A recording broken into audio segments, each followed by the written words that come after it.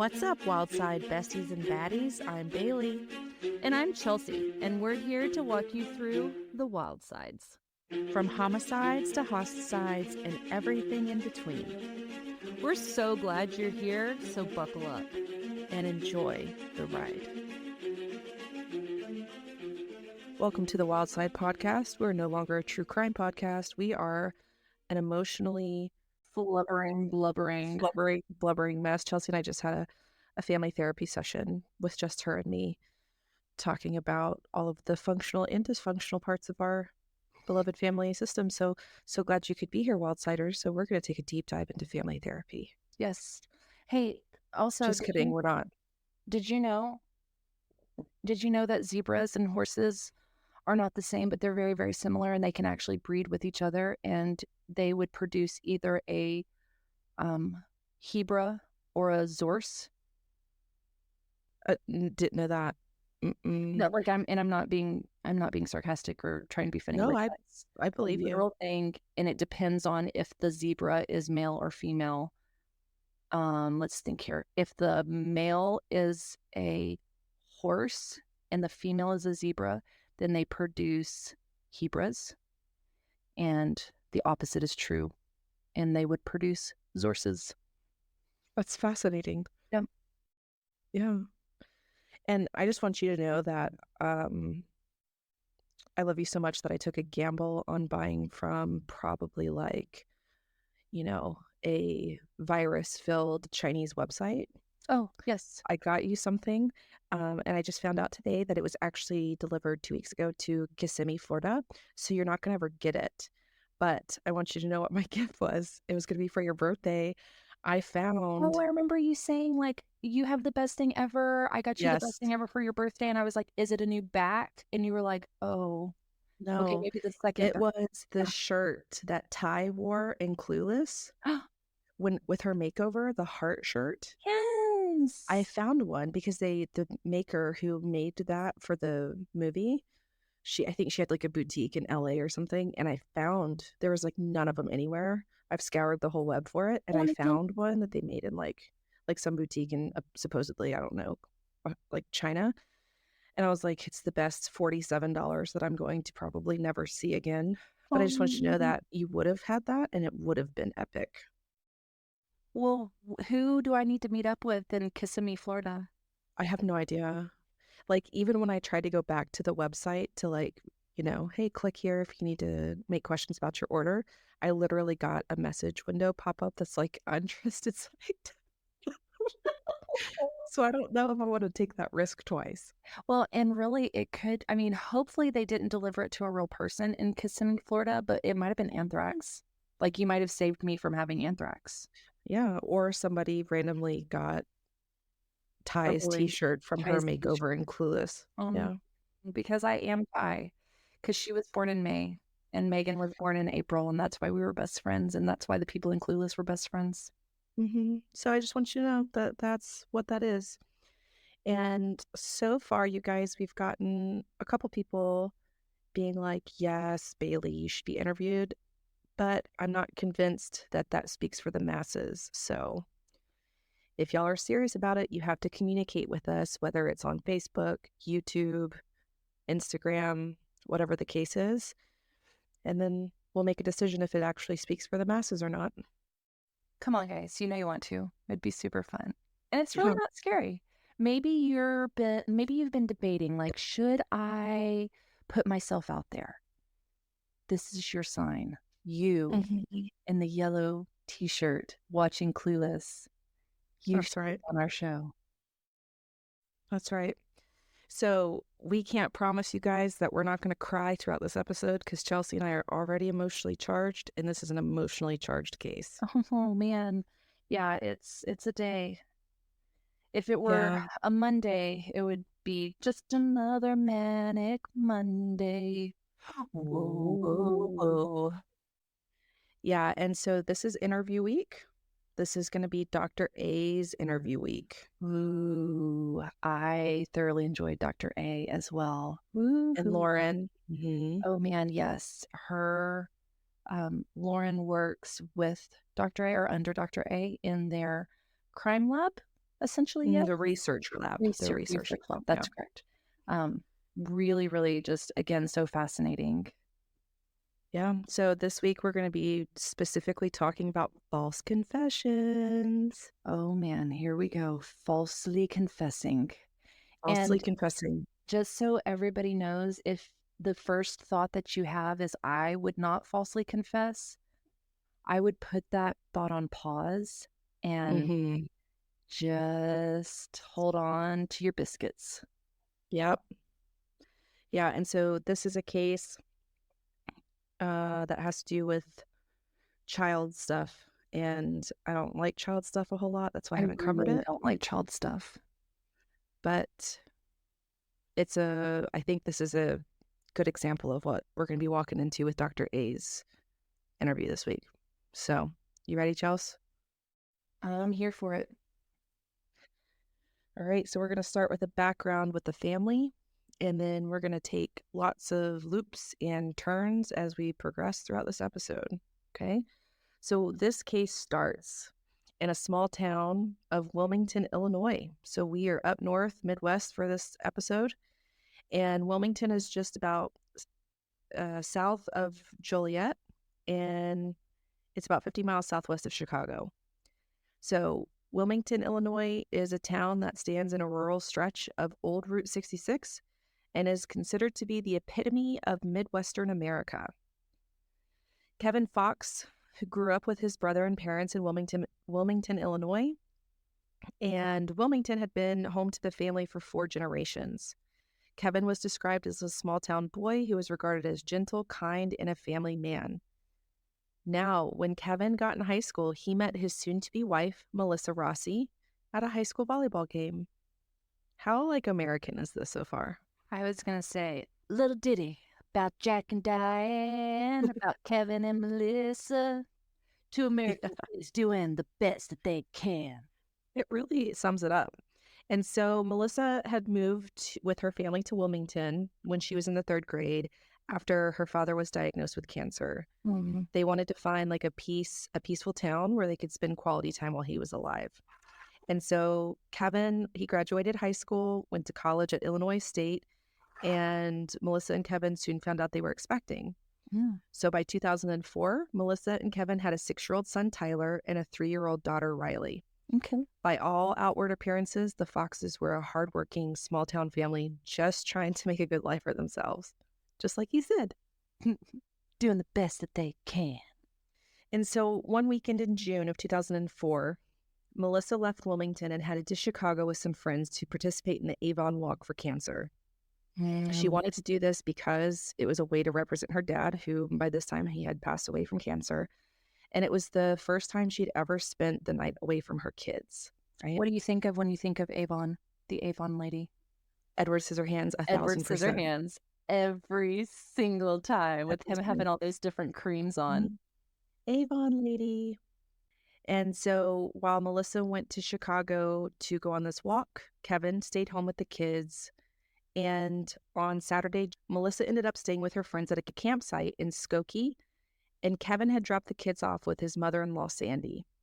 So he dropped the kids off with his mother-in-law. He went with a friend to Chicago to attend a concert with a friend and his brother-in-law. After the concert, the 3 men left and drove home. Kevin first... Do we know what type of concert it was? Because if it was a Sister Hazel concert, then He that might have seen... could be a precursor to something real bad, like the My No. Friends. No, I don't know what concert it was. I don't. Bummer. But when Kevin got home, he stopped by his mother-in-law Sandy's house to pick up the kids, Tyler and Riley, and then headed home, and they got home about 1 a.m. Exhausted from the drive and the concert, Kevin noted that he was too tired to make up the beds for the kids, so he let the kids sleep in the living room, which, yeah, happens, no big deal. Sure. Tyler slept on a chair with a footstool, and Riley slept on the couch. He locked the front door and retired to his room and went to bed. Early the next morning, the oldest son, Tyler, woke up Kevin, telling him that Riley is gone. Well, again, you ran away from home one time when you were like 2. Do you I remember that? Oh, yeah. You were going to go to Grammy's house, and get chocolate milk and get because chocolate my milk. mother, Brenda, wouldn't give it to me. She wouldn't enable me, She wouldn't enable you, so but the you just Grammy would have. yeah, so you're like, "I know exactly how to get to Grammy's house from my house. I'm 2 Mhm. years old. Yeah. Here I go." And I remember this really nice woman came up to me and picked me up and took me to her house and put a sweater on me because I was just in a diaper, and she was like, "Do you know your phone number?" And I remember being like, "Bitch, I don't know my phone number even at that age." And the next thing I know, I'm sitting in the front of a police car, and mom's there and Grandma Janie's there and everybody's panicking. And that's back in the day when the cops were like, "Hey, I'm glad you're here. Here's your kid," before like CPS was called. Mhm, So yeah, that was a guardian angel, I believe. So mhm. Yeah, so, I mean, as far as kids not being in the house all of a sudden, hey, man, it happens. it happens. It Yeah. really, really, really does, like, no judgment And for kids slipping out at yeah, parties. it happens. And so Kevin, who is trying not to panic, right? So he first searches the house. Well, she could have gone to her room. She could have gone here. He immediately noticed that the front door and the screen were ajar. And Mm, so he was like, she may have walked out of the house and gone next door because that's where her best friend lived. sure. So he went next door, asked the neighbors, but they hadn't seen Riley. Oh gosh. There was no sign of her anywhere. So, in quick succession, he called his wife, Melissa, who immediately left Chicago and headed home. And then he called the Wilmington Police Department. When officers arrived to the Fox's home, Kevin told police that Riley was wearing a t shirt with a pink flamingo on it and pink capri pants. They assured him that they would immediately begin looking for her, but reassured him that try not to panic because in a lot of these cases, the kids just kind of wander off and we can't find them at first, just like you Mhm. said. Remind me one more time, how old is Riley? She's 3. She's 3, okay. She's 3. And so word quickly began to spread in the neighborhood and in the town that 3-year-old Riley Fox was missing, and the community came together to begin a search. In less than an hour, just about the entire community was involved in the search for Riley. Wow. And so pretty quickly, the case of the missing toddler began to catch attention locally and then nationally. Huh. An Amber Alert was sent out and flashed across televisions everywhere.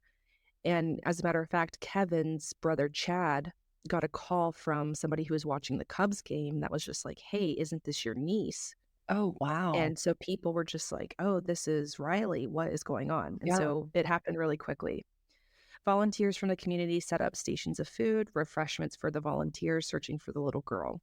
Hey, real quick, because I had somebody ask me this past week, is there a time limit that you have to wait before you report a person missing? Do you know if you have to wait like 24 hours or if you can report it immediately? Do you know how that works? I honestly don't know. I think that that might have been the rule of thumb, a while back, but I think there's no time limit to it now, at least if they're a minor, from my understanding. I could be wrong, though. I'm not sure. Yeah. Yeah, we'll have to look that up.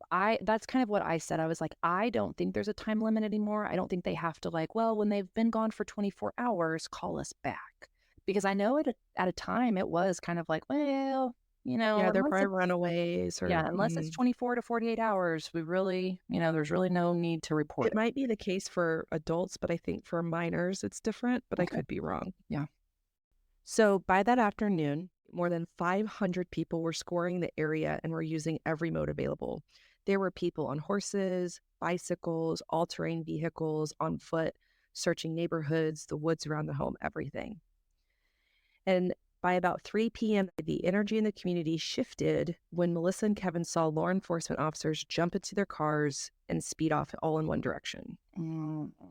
Can you imagine?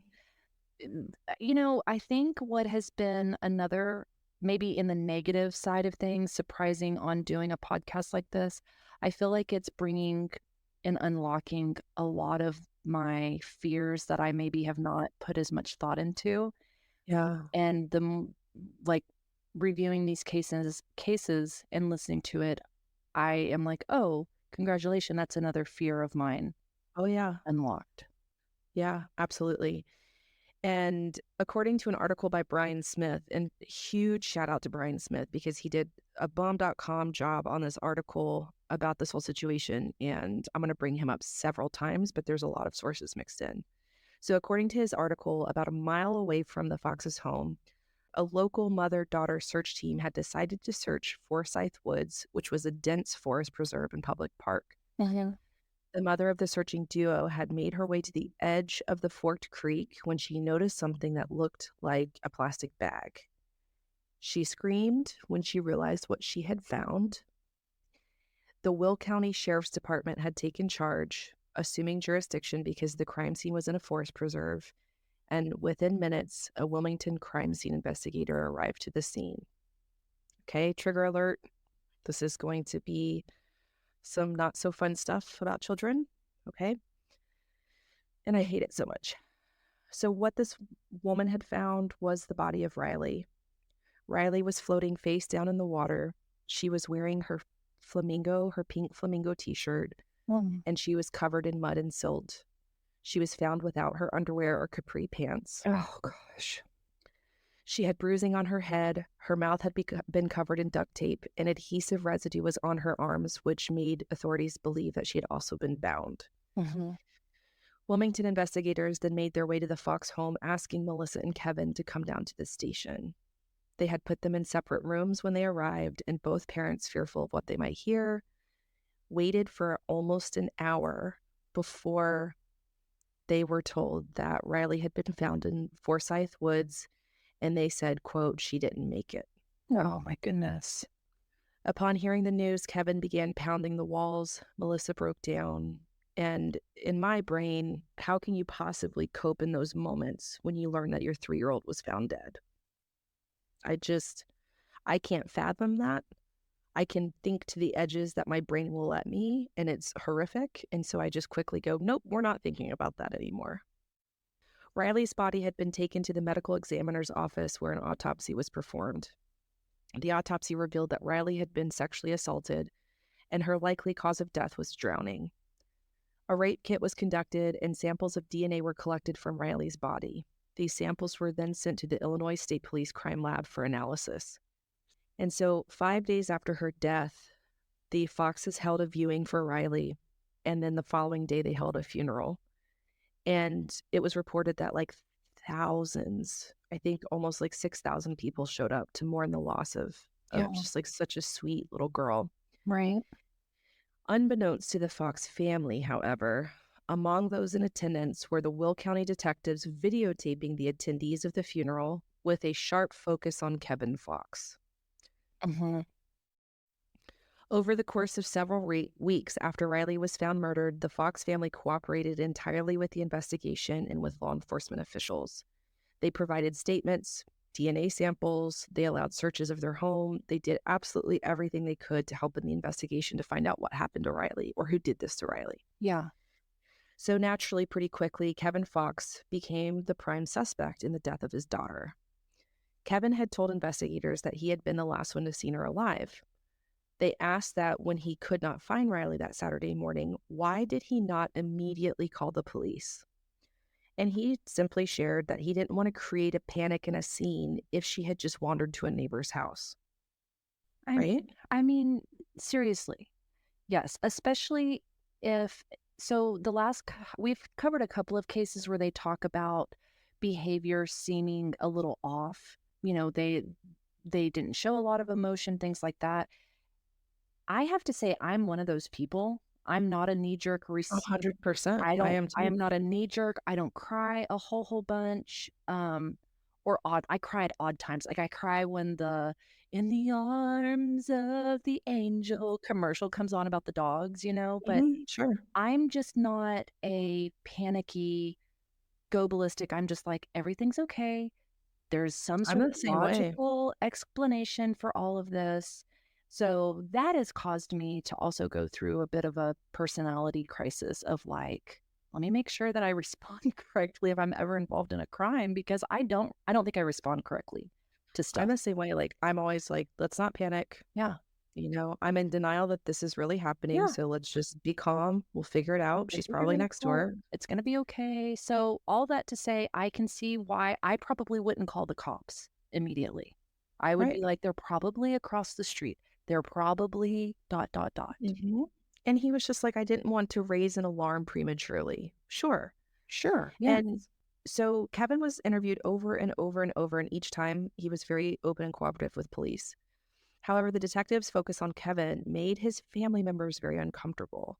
Kevin's brother and his parents eventually urged Kevin to hire an attorney, fearful of the focus that they were seeing placed on Kevin for this investigation. Yeah, But Kevin absolutely refused. According to Brian's article, Kevin told his family that if he hired an attorney, he was worried that it might make him look what? that it would make him look guilty. And he Hmm. had nothing to hide. So, My literal next sentence was he yep. had nothing to hide. Again, prior to Dr. K's interview, I would have been the same way. Like, I don't need an attorney. I have nothing to hide.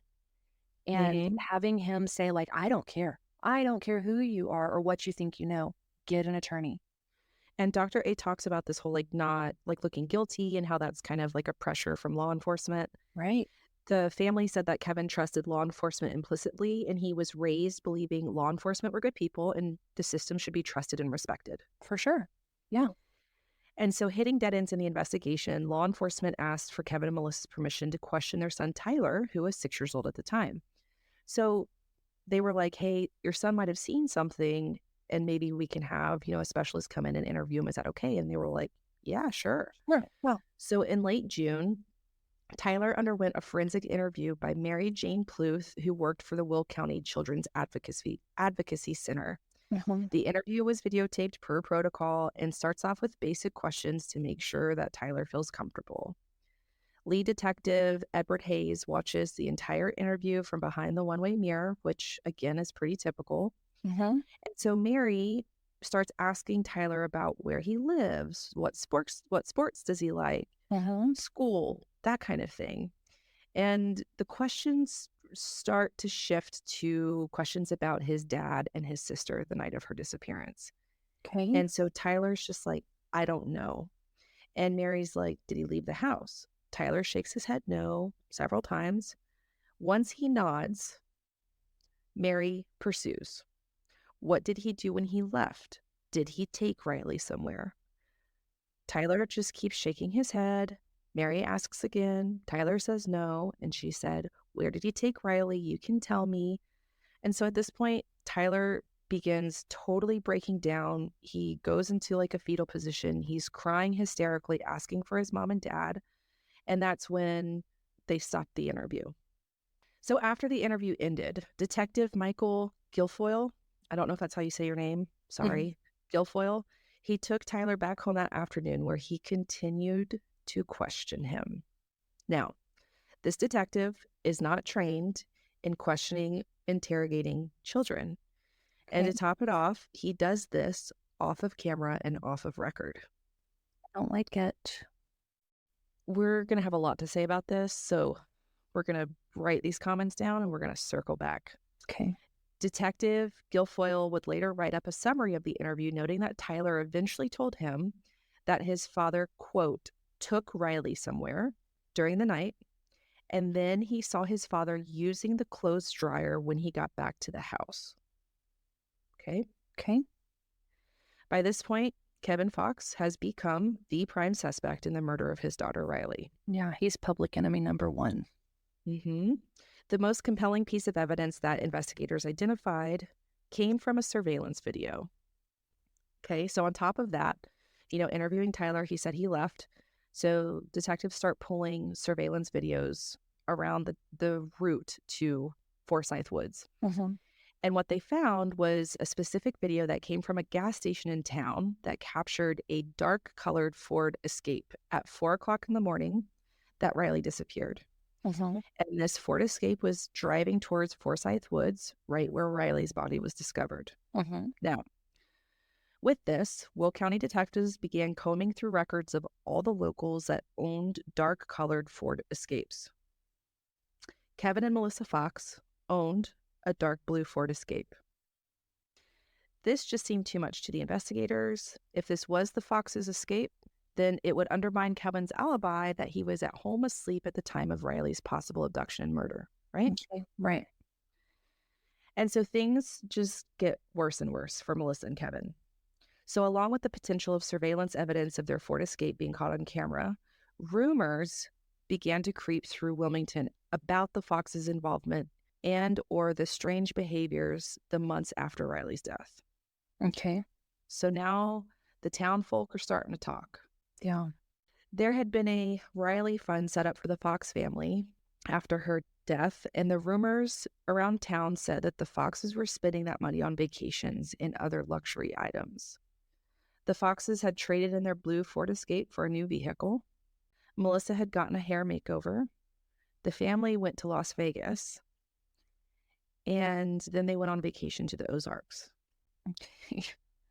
Oh man. That's not looking too good. Right? And so by October, her disappearance and murder happened at the beginning of June. So by October, investigators believed it was time to formally interrogate Kevin because, according to Will County's spokesperson, Pat Berry, everything that detectives had was still pointing to this guy. Okay. So there was nothing to eliminate him at this point. Right. So on October 25th, Scott Swearingen, John Rudiger, Michael Guilfoyle, and Edward Hayes all convened at the Will County Sheriff's Office in preparation for Kevin's interrogation. The detectives contacted several polygraph experts, but none of them were available. Okay. So detectives were able to finally find polygrapher Richard C. Williams, a Cook County detective who would facilitate the polygraph during the interrogation. Okay. Was he a polygraph expert or just somebody who had access to the polygraph? So the experts that they were trying to find had done thousands in their career. This guy had done 90. Oh, cool. Okay. Cool. And that's a whole nother bullet point that we're going to bring up too. But yeah, I'm going to throw you that little bone. Yes. So on October 26th, Swearingen contacted Kevin asking him and Melissa to come down to the station as they had new information about the case. So Melissa and Kevin arrived at the sheriff's office in Joliet around 7:30 that night. Kevin and Melissa's families had urged them not to go and told them not to talk to the police, that they needed to get an attorney. Yeah. Once again, Melissa and Kevin were just like, they've got information about what happened to our baby. We need to find out. Right. They're on our side because up till this point, investigators had been like super chummy with the Foxes. They've been bending over backwards for them, helping them with this, that, and the other. And they're like, hey, can you come in? We think we have something. And so the Foxes were like, yeah, sure, we'll come down. And again, y'all, I don't know, I'm being super vulnerable. That is me. I would be like, sure, yes. And then I would be saying, Lucas, do we need to make cookies for all the people who are working up there tonight? They've worked so hard. We should probably bring them cookies or coffee. I am that personality. I just am. So again, I get that. Yeah. I think I would be the same. Like, if you need me to come up and answer questions about what happened to my daughter, I 1000% will go. Right? Sure. And so the family members were like, y'all, this is weird. This cat, y'all need to know. But they were desperate to know whatever information they had. And so when they got there, Melissa and Kevin were taken to separate rooms, which is weird if they have information for you. I mean, I thought it was weird that they separated them in the beginning, but I mean, whatever. So yes, separate rooms. Continue. And then Kevin began to undergo an interrogation unbeknownst to him initially. Okay. So when they meet with him, they're again asking him, like, why did he contact non-emergency line? So what they had found out is when Riley went missing, he didn't call like 911. He called the non-emergency line at the sheriff's office. And he was just like, again, I didn't want to create a panic. It's no big deal. Like, I don't know why that's such a big deal. Yeah. Right? Same. I would have done the same thing. They then asked Kevin how his son saw him leave the house during the night and then messing with the laundry when he got home. And Kevin didn't have an answer to this because up until this point, the Foxes had no idea that Tyler had been interviewed again by Detective Guilfoyle. Oh. They had no idea. Huh. So Kevin was totally unaware that his son had made these statements. And he was just like, I don't have an answer for you. This is the first time I've heard of this. Yeah. And so he told investigators maybe his son thought he left the house when he had stepped outside to smoke a cigarette. Yeah. Right? Yeah. Reasonable. And so investigators pressed him about the video evidence of the car. And they're like, hey, this is you in this car. And so Kevin, like sarcastically, was just like, well, then someone must have broken into my house, got the keys, took the vehicle, and then turned it back and left it where it was supposed to be because I didn't leave the house in my car. Oh, which I mean, that probably could have happened. And the officers at that point took that. And again, this is why Dr. K and Dr. A say, like, you need an attorney with you because they can twist your words. They took that as kind of a form of him confessing to leaving the house. Mm, yeah. And so in a separate room, so all of this is kind of happening at the same time, Officer Swearingen goes to Melissa and says, hey, we have videotape evidence of this car, and we have Tyler's report of what he saw. Yeah. And she had never heard of this. This is the first time she's being told about this surveillance video. She's the first time she's told about Tyler being interviewed by Detective Guilfoyle. And she's just like, I don't know what you're talking about. Right. And this is where Officer Swearingen gives her a version of an accidental death scenario. Okay. Okay. He's like, so this is, Melissa, this is what's happened. We think that Kevin might have accidentally hit Riley, accidentally dropped her on her head, and then he panicked. He didn't mean to kill her. He didn't think that she was going to die from it, but he panicked, and so he dropped her off and discarded her body in the woods. He was like, he duct taped her mouth and then sexually assaulted his own daughter to make it look like it had been an abduction. And Melissa was like, no. Yeah. No. No way. She was like, Kevin is amazing. He's a great dad. There's absolutely no way that this is making sense. No. Okay. But she also doesn't know what's going on, and she doesn't know that, you know, what evidence they might have that she doesn't. Mm-hmm. Right. Mm-hmm.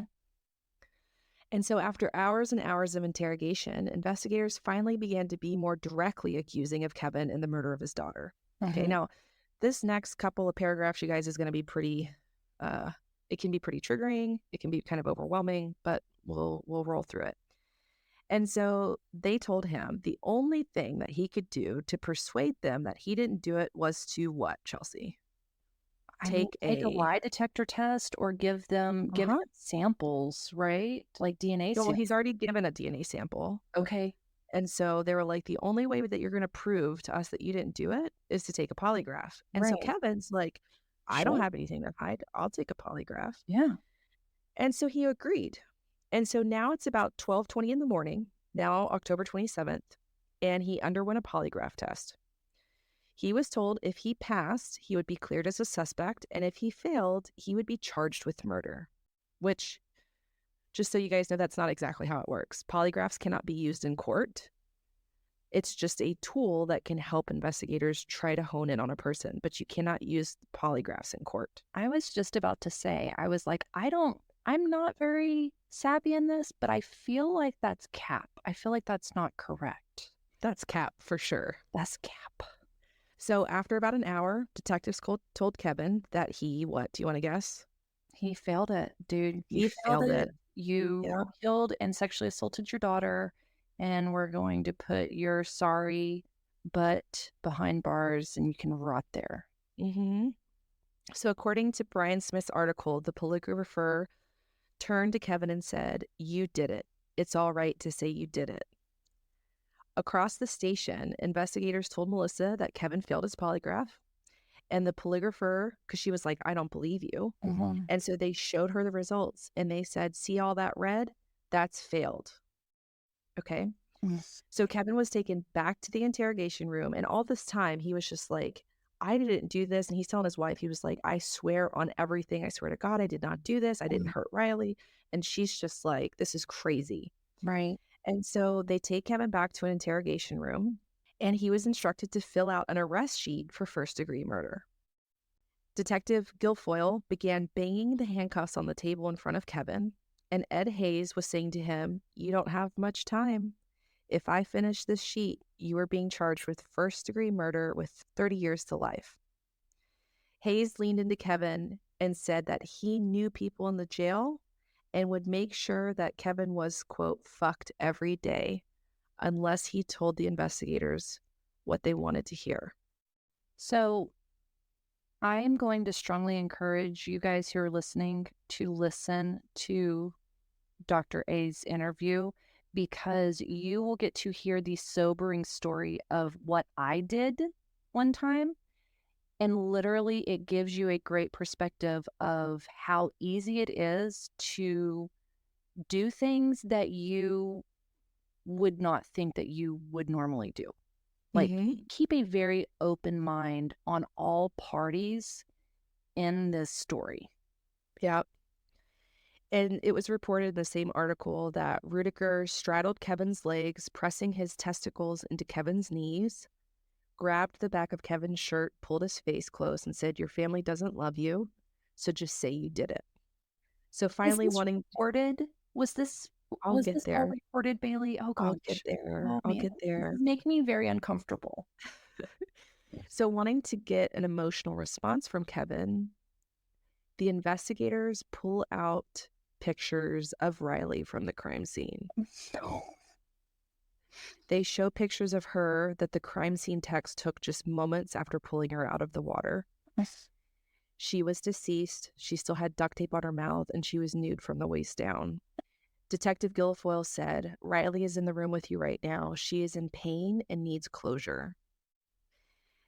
Can you fucking imagine as a parent sitting there and they're showing you pictures of your child saying, "You did this.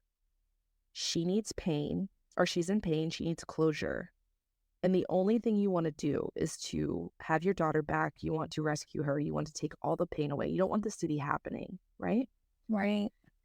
And at this time, Swearingen says that he just spoke with the DA, Jeffrey Tomzak, and said to Kevin that he can help you if you act now. Okay. He said that DA Tomzak will make him a deal with a confession. Swearingen then gave Kevin the same accident scenario that he gave to Melissa and told Kevin, "It's now or never. Say it was an accident. Get your help from the state's attorney so you can go home to your family. If you pass it up, you will spend your life in prison. If you say it was an accident, it's involuntary manslaughter with a 3 to 5 year sentence. You'll serve half, and then you'll go home now on bond." This is I did not order this plate of food. So sorry. I need to speak to a manager. Please. Well, this would be a great time for a Karen to pop in and be like, "You can't do I this and you can't do that." I need to speak to a manager because I did not order this plate of food, Bailey. I don't even know how to digest this stuff. Mm-hmm. I'm lactose intolerant. I'm lactose intolerant. Have you seen all those posts with people being like bon appetit, like bone apple teeth and shit? Like people don't know how it's spelled. Yeah. So lactose and tolerant? No. Yes. Okay. So by this point, it's 6 a.m. in the morning. Kevin has been interrogated for nearly 12 hours. He's been up for over 24 hours and running on essentially no food and is becoming disoriented. Kevin, at this point, he plays the terms of the offer over and over in his head. He maintained his innocence, but then thought if he could just get out on bond, he could straighten this mess out. Dr. A literally talks about this exact scenario. Yes. Yes. So Kevin agreed to share his confession. So at 8:30 that morning on October 27th, the video camera was now turned on No, I don't like it. to tape Kevin's confession. According to the Will County Sheriff's Department, Kevin's confession detailed what happened to Riley. Please tell. I really want to hear this confession. Actually, let me hear this It's confession. bad. Hashtag triggering, okay? So this is how it goes.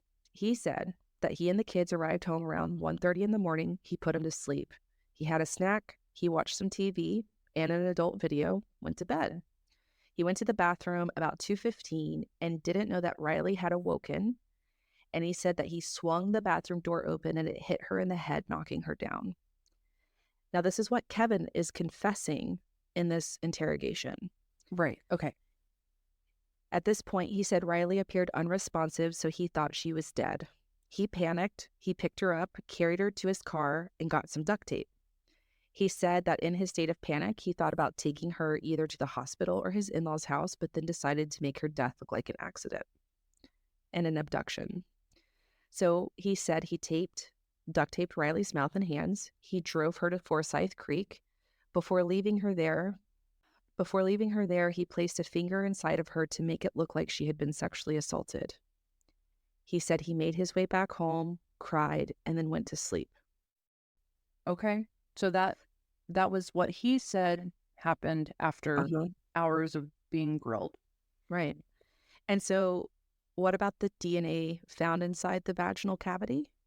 You don't get that kind of DNA from a finger, officers. Okay. Just so everyone's super Mhm. clear. No. Okay. So, the Will County Sheriff's detectives had gotten what they wanted. He confessed to not only killing his child, but sexually assaulting her as an elaborate cover up. Kevin was then taken to booking. His mugshot was taken. He was fingerprinted and left in a jail cell to start the process of being charged with killing his daughter. What Kevin soon learns is that he wasn't getting bonded out as he told. He wasn't being booked for involuntary manslaughter like he was told. He was being charged with first-degree murder, and that carried the possibility of the death penalty. Oh, when my daughter was really little, for whatever reason, she said OMI instead of OMG. So that is now a staple in our house. So that's my response to this whole situation. OMI. OMI. So Kevin sat there in jail with the enormous weight of the reality of what he was facing, and that began to sink in. So when Kevin was arrested, Melissa was told that he was being charged with Riley's murder and that he had confessed. Melissa was like, no, nope, I don't care what you say. She said even if Kevin had accidentally hurt Riley, he would have tried to resuscitate her because he was CPR certified. She was like, Mm. why would he have not revived her? Right. And the rest of Kevin's family was just like, no.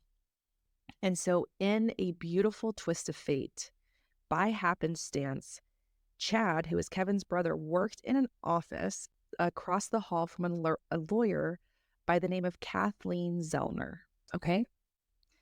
Chad spoke with Kathleen about what was happening to Kevin, and Kathleen, who had been following this case very closely, agreed to help the Fox family. She believed in Chad's sincerity because when Chad had met with Kevin behind, like in the jail, Hmm. he was like, I am 1,000% convinced that he did not do this. Right.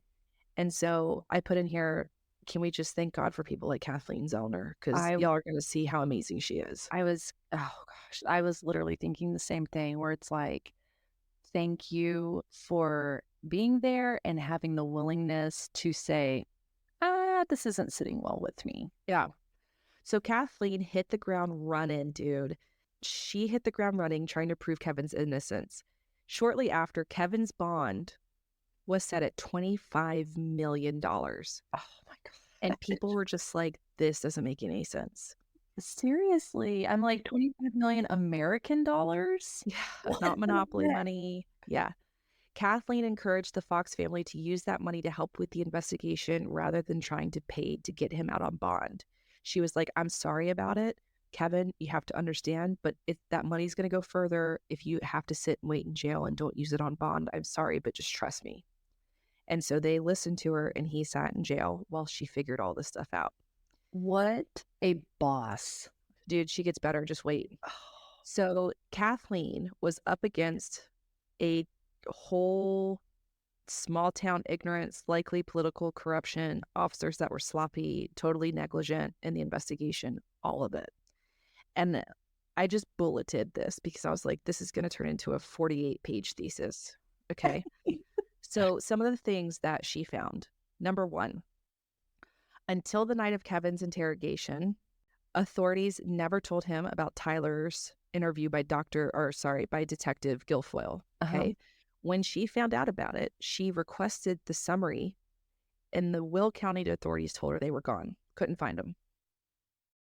I bet this is in the same box with the Choi's, all of Yes. her stuff. Like there is a box and all Uh-huh. of the It's quote called unquote Na Na Na Our Dirty Little Secrets. That's what it's called. no joke.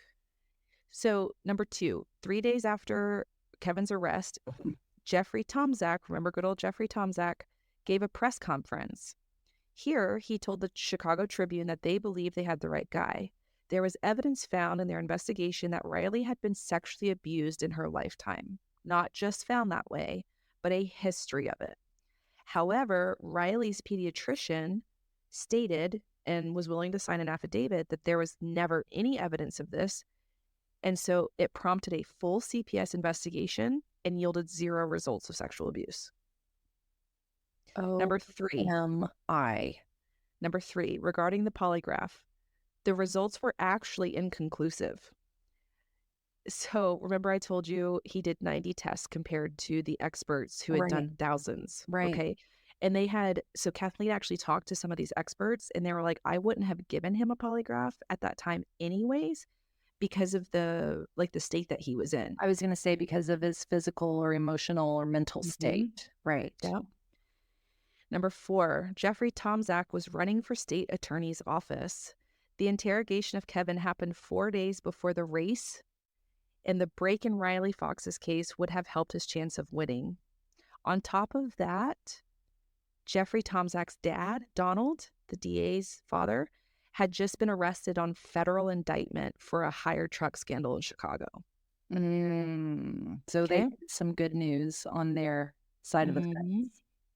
Number 5, remember those weird rumors about the Fox family, about their spending and all Oh, of that yeah, they stuff? were, like, gallivanting around and Uh-huh. spending all their money. Mhm. Turns out Melissa traded in the car because she couldn't bear to drive that around because it reminded her of trips around town with Riley. Valid. Valid. The Las Vegas trip was to attend a friend's wedding and had been planned and paid for months before Riley's disappearance and death. Yeah. The trip to the Ozarks had been for another friend's wedding, so there was no lavish spending on any Right, fun family vacations. right. Okay? Other things to consider. First, under Illinois law, promising a suspect leniency to confess is forbidden. Can't do it. Say that one more time or explain that real quick. Promising a suspect, so like Kevin, Uh-huh. leniency, like, hey, it'll just be manslaughter, Oh, in okay, yeah, order to get them to confess was against the law. You could not do that. okay. Gotcha. Detectives denied that they did that. And since all of that was not on video, Mm. and fun fact, this law had not yet gone into effect for the interrogation to be recorded. Oh, So it was mhm. Kevin's word against theirs. Right. The more Kathleen dug into this case, the more she was just like, what in the actual Mad Max is going on? Right. Okay. The more shit she found, she was like, essentially, this whole thing is a shit show. Right. The biggest thing is she struggled to comprehend why a father with CPR training made no attempt to revive his daughter. Right. First question. Second question, why was no duct tape found in the search if Kevin did it? There was no duct tape found in his car. Yeah. Yeah. Okay. Oh, yeah, good point. Number 3, if he slipped in the mud, why were his clothes not muddy? And there was no evidence that they took meters readings from the washing machine and everything, and it hadn't been run. Okay. So that wasn't a thing. He didn't wash his clothes. Yep. How could a lightweight bathroom door knock a little girl out so completely that she appeared dead? Right. Why was there no blood or any other physical evidence found in the Ford Escape? None. Right. And most telling, how could detectives ignore that Kevin had not provided a single piece of information that only the killer would have known? Like, where are her capri pants? Where's her underwear? Where's anything like that? Right. Right. And so finally, she began looking into the element that seemed to have been forgotten, which was the DNA evidence. Okay. At a hearing in January 28th of 2005, so he was arrested in the end of October. This is now January. Okay. Will County prosecutors turned over several police reports to Zellner and her defense team. As for the long-awaited DNA evidence originally taken from Riley, the news was not good for Kevin. The little girl's rape kits had not contained sufficient genetic material to yield as usable results, so inconclusive. Oh, no. What Zellner didn't know about the DNA testing was that the FBI had not tested Riley's DNA. What? The day after the election, an order had come from the Will County Sheriff's Office halting any testing of DNA evidence in the Riley Fox case. What? Do you want to guess who ordered this? Was it the DA? Ed Hayes, the detective that was part of Kevin's interrogation. Oh, gosh. Okay. So Kathleen Zellner, being a bad bitch that she is, was like, no. What does this mean? What does inconclusive mean? So she called up a forensic scientist buddy and was just like, hey, what does this mean? And they were like, oh, yeah, that doesn't mean it's inconclusive. That just means the lab that it was sent to did not have the sophisticated capabilities needed to properly test the DNA. Well, do they still have the DNA? Do they still have it in a So, vial somewhere? being a badass, a mega badass that she is, she got a court order to have the DNA tested in a private lab. And on June 7th, 2005, so this is almost a year later, almost to the day, Yeah. the results were in.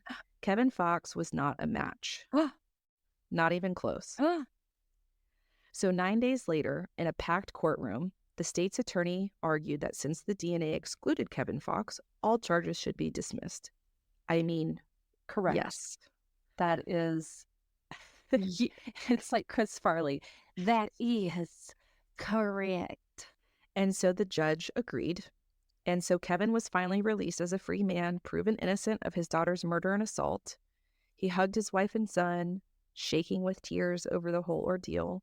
He had been in jail for 8 months, lost 20 pounds, was mercilessly judged as a by members of his community Yeah. because everybody believed him to be this sick, twisted monster who molested and killed his daughter. I mean, again, if somebody says, sure, I did it, you really can't blame people for taking him at his quote unquote word, right? Yeah, but this is my favorite part about his Petty Betty family is whenever he and his wife left the courtroom and walked out to the crowd of onlookers, there were like 100 people in the crowd wearing T-shirts that said "Test before arrest." Wow.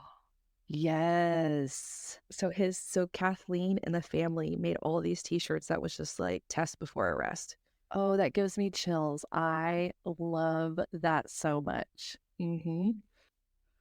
All right. So now I'm sure everybody's wondering if this is where the story ends. Well, no, we can't end it unless we talk about why did he confess? Why did he say all this stuff?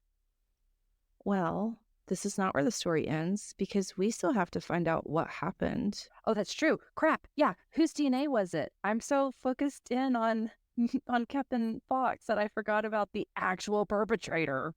Yeah.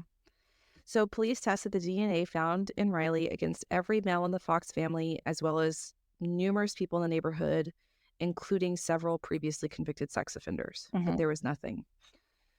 There were no hits or matches with this effort and no luck for about 5 years.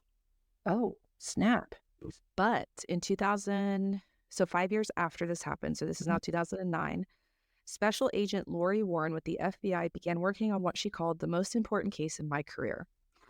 Warren and her team brought new energy to the investigation that had gone totally cold. Mhm. Okay. She wanted to bring Riley's killer to justice. Mhm.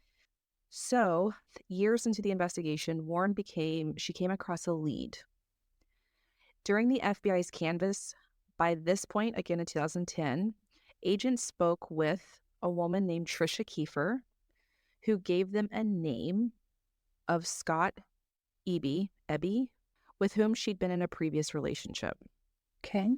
The FBI learned that Ebby was someone with a lengthy rap sheet who had been in and out of prison for burglary and other felonies. At the time of Riley's murder, he was living with his mama in Wilmington, a mile from the Fox's home. Okay. Outlined in an ABC article by Smith, Diaz, Rivas, and Yang, according to this woman, months after Riley's funeral, she and Ebby were at Riley's memorial garden when she said, "I can't believe somebody did that to that sweet little girl." And he said, "Oh, that was such a shame, wasn't it?" And she said the way he said it was cold, Yeah. like he didn't mean it. She Right. said it was like an actor reading from a script. And she said for some reason it just stuck in her head. Mhm. So it wasn't much to go on, but Warren decided to chase this lead and she wanted to talk to Eby. Well, she had to go to Lawrence Correctional Center, where he was currently imprisoned, for do you want to guess what? Um, Probably some sort of like domestic violence or sexual assault or something. Sexual assault. Sexual assault.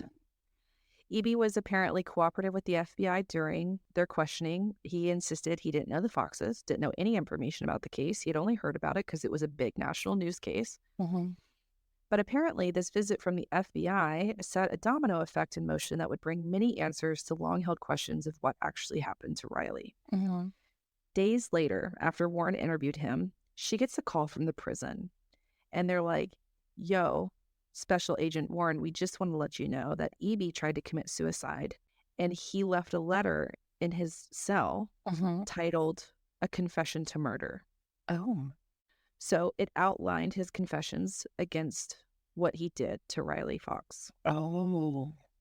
So after obtaining a warrant to get his DNA, Agent Warren returned to the prison to speak with him and on record to get his confession.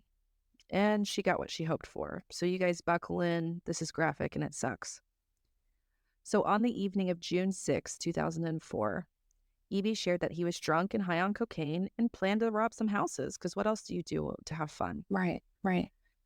That night, he had broken into a house across the street from the Fox's home. That house, he stole $40 from a wallet, then stopped by the Fox's house. He said that the back door to the Fox's home was broken and he was able to just walk in. While he was inside the home, he looked for valuables to steal, didn't see anything.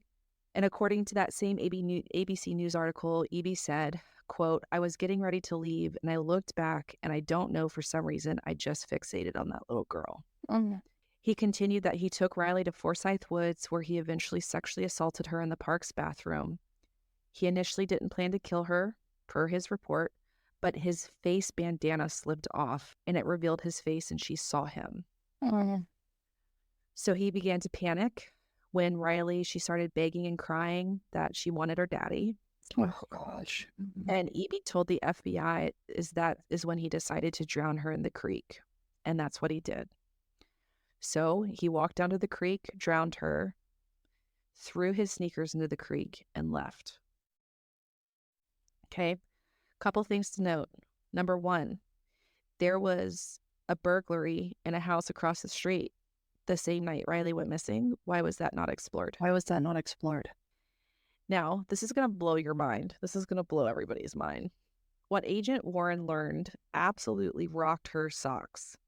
She learned that the Will County Sheriff's Office had both of EB's shoes in their custody, with his name written on the tongues of the shoes from the day that Riley was found. I have no... Oh, man. I really think that we need to start rethinking how we do these cases because I either need to get better at how I can respond to this stuff, or you need to give me time to process this stuff so I can actually give a response, because I am catching myself more and more with the literal response is, I have no words. I think that's pretty normal, though. I think that's normal. What in the actual flip is They going had on? EB shoes They with had his his fucking shoes? names written on the tongues like he is in 6th grade, and his mom's like, write your name on your shoes so you don't lose them. And he's like, okay, Mom. And during his confession, he was like, yeah, I expected authorities to find me a lot sooner because my name was literally written on the shoes that I left at the crime scene. At this point, I would not be surprised if it also said on those shoes or stuffed in those shoes was a piece of paper that said, hi, my name is EB. This is my address. I killed this little girl. Catch you on the flip side. XOXO. You know, like that would not surprise me at this point. So it gets worse. Oh, I spoke too soon. What's wild is that Melissa, she had even shared that she recalled that investigators literally asked her what size shoes, like what size shoe Kevin wore. And she told him, and they didn't match the shoe size from the creek. They didn't tell her that, but they're like, yo, your hubs, what size shoes does he wear? And she's like, like a 10 or whatever, Yeah. 10 and a half. And they were like, cool. Yeah. And then they went back and checked the shoes with like some dude's name in them, and they're like, these aren't Kevin's shoes. Like, what are you doing? Like, even if they were the same size, like, bro literally had his Had name his written in name the in shoes. it. Had his name in the permanent marker in the toes. I mean, come And on. so, what's even more is she found out that Wilmington police visited Scott Eby's house in the hours following Riley's disappearance. Police officers were doing a welfare check because his friend called the police after saying he was suicidal. Mm. So they show up to his house. This is the day that this little girl goes missing. And as soon as he opens the door and sees them, he immediately starts throwing up. Mm. Like, immediately starts throwing up and then said, "Have you found the little girl yet?" And the cops were like, "Oh, no, but we just wanted to check on you. We found your shoes."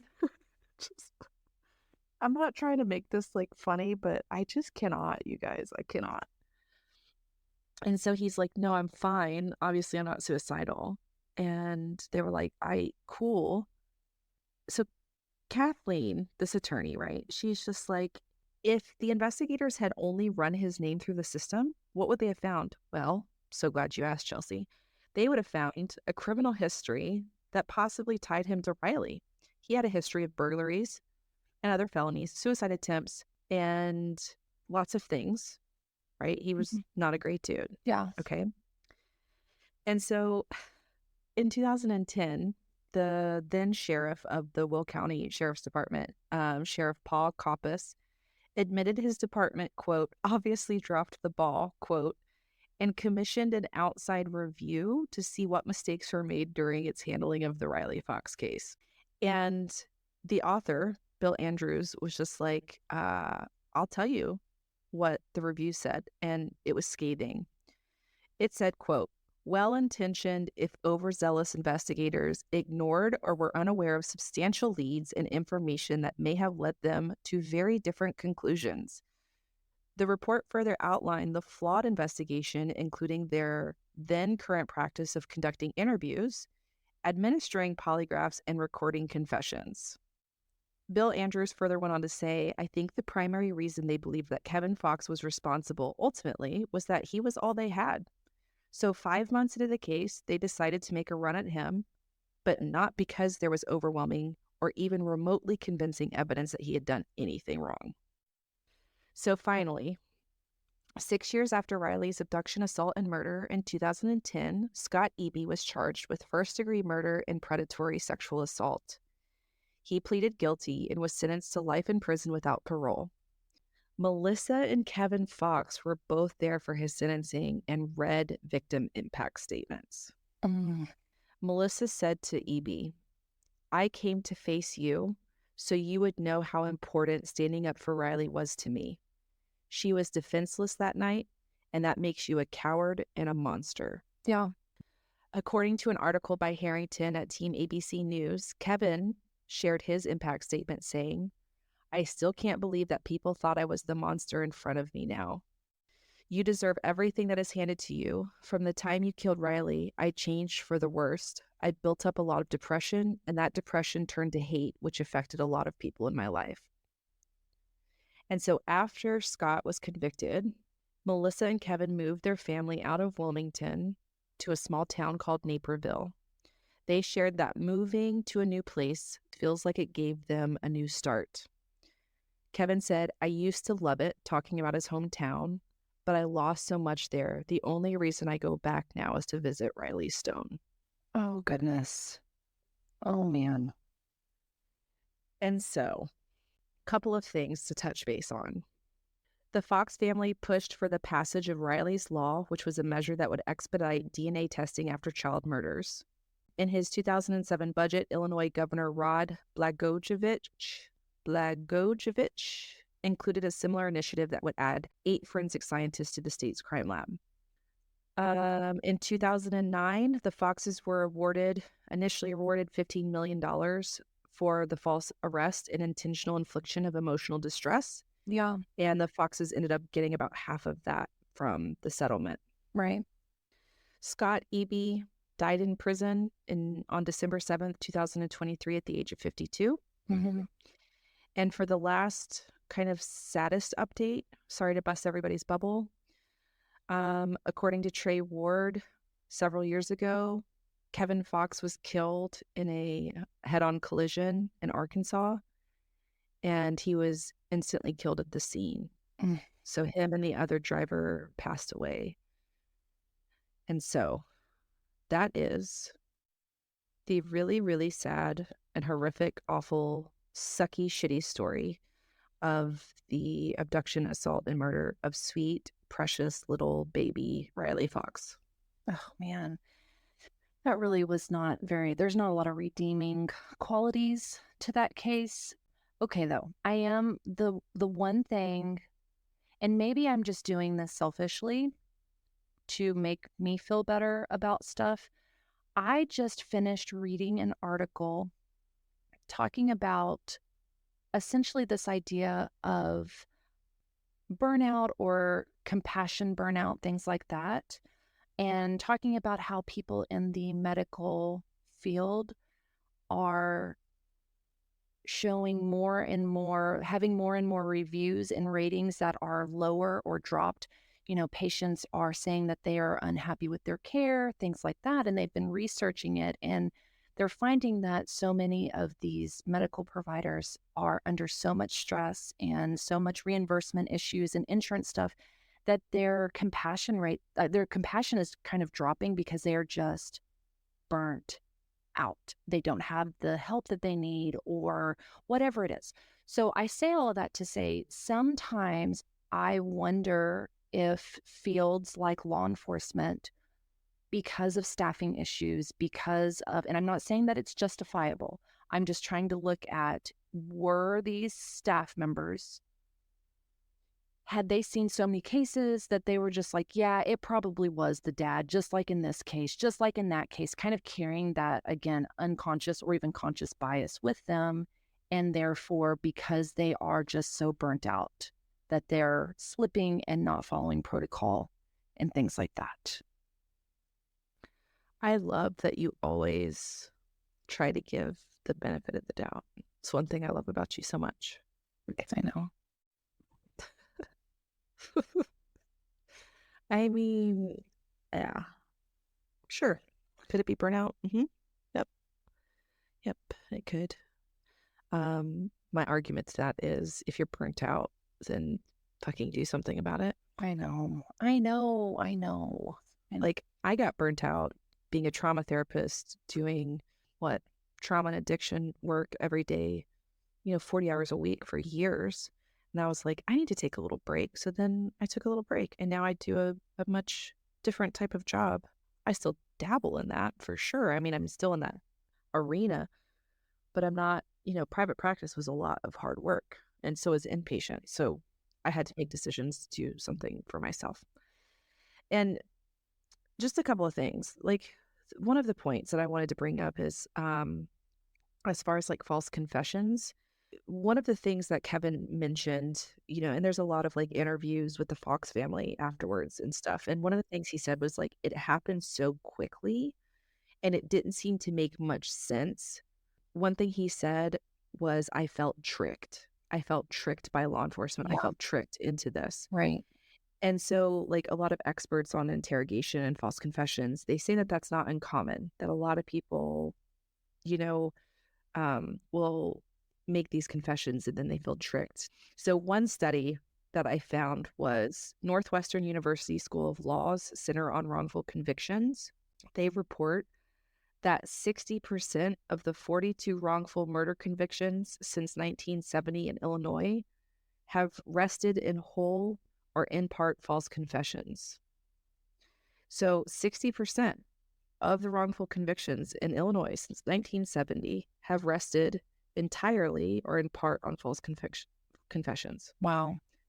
So more than half of these wrongful convictions were because people falsely confessed, Yeah. right? And Kevin would not have known this. He wouldn't have known the statistics. He wouldn't have known the theories of interrogation techniques or anything like that. Right. And this is why Dr. A and Dr. K talk so much about getting an attorney, because an attorney would have been there in Kevin's case and been like, no, we're not doing a polygraph. You have no evidence. There's no circumstantial evidence. There's nothing. There's nothing. He doesn't need to do a polygraph. Correct. Correct. Yes. And so, and we can also talk about how this kid was interviewed by the detectives Right. without the parents' consent. Right. Do you know how pissed off I would be if somebody interviewed my child in a murder investigation and they didn't tell me about it? Yeah. Well, if they interviewed your child, she would call him a booby and then be like, then she'd go tell Zach on him. And she'd say no, because that's her favorite word. She'd say no, call him a booby, and then go find her dad and tattle on law enforcement. The other thing is during that interview with Tyler, the son, by the end, he had answered no. He said the words no approximately 178 times. Yeah. And So there's some thoughts for you on that. I think I want to selfishly, I've said the word selfishly quite a bit this episode. I think I want to reiterate the fact that I am, and I think I can speak for Bailey. I think you guys have heard this with Bailey. We are very pro law enforcement. We are pro the court systems. Like, we are pro these things. We are not pro faulty, right? So faulty law. We're pro good, We are anti bad. Correct. So we are not saying that law enforcement is bad or that our judicial system is bad. We are saying, again, like you will hear with Dr. A and Dr. K, we are saying that it needs to be brought to light that mistakes or bad practice can happen. And we need to educate ourselves and others that can happen and what you should do to right those wrongs, to bring it back into a good standing. So I just really want to be very, very, very clear to our listeners who are like, it seems like you guys are just ragging on police all the time. Again, we are not anti any of those things. We are pro justice, pro protocol, pro the right thing. Mm-hmm. And we also hate all of you guys equally if you guys aren't doing the right thing. Does that make sense? Am I making sense? I just wanted to be very clear on that. Yeah. Yeah. And so this will be a good reason for you guys to listen to Dr. A's interview and how she talks so much about like, it can happen to you. Mm-hmm. It can happen to you. Even really if you think it can't happen to you, it can happen to you. False confessions happen all the time. There's different types of false confessions.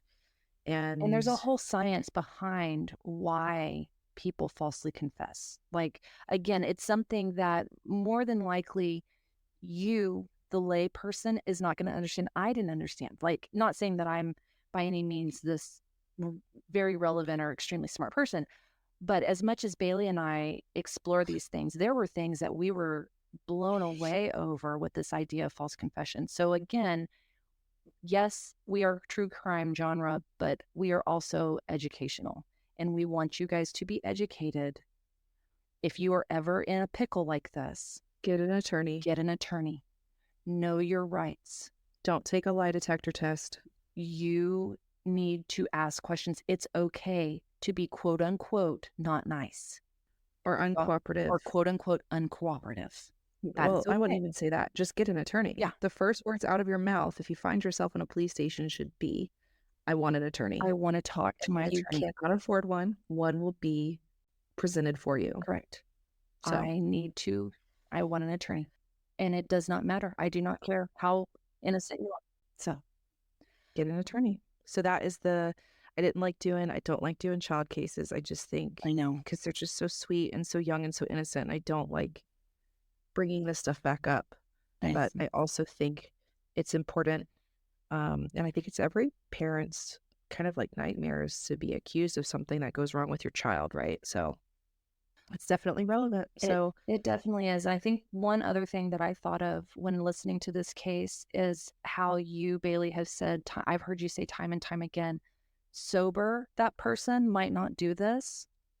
but a person under the influence. Oh, that's a really good point because I was thinking to myself the other day, and I'm still trying to get in touch with people who specialize in like violent crime and psychopathy and stuff like that, and even like sex offender populations.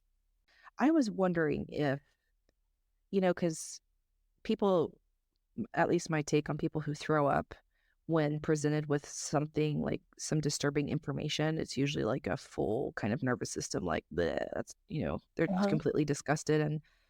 And so I wonder if people who do stuff like that when they're altered already have that propensity or tendency, or if people, because at least from my perspective, it's not something that just kind of comes up just because you're using. It's usually something that's already there. Correct. Yes. But maybe you wouldn't have acted on it if you weren't that intoxicated. I don't know, but I just found that an interesting piece of Yeah. that.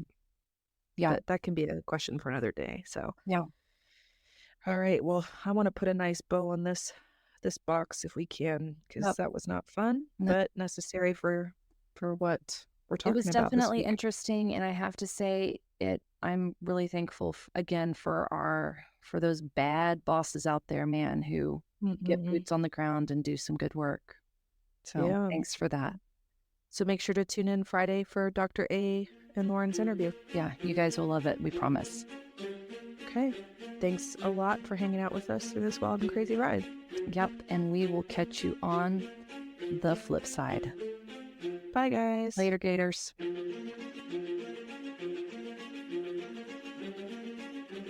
Hey, Wildside Tribe, don't forget to follow us on Instagram and Facebook at Wildside Podcast. Make sure to tune in on Wildside Wednesdays. New episodes will drop each Wednesday at 6 a.m. Eastern Standard Time.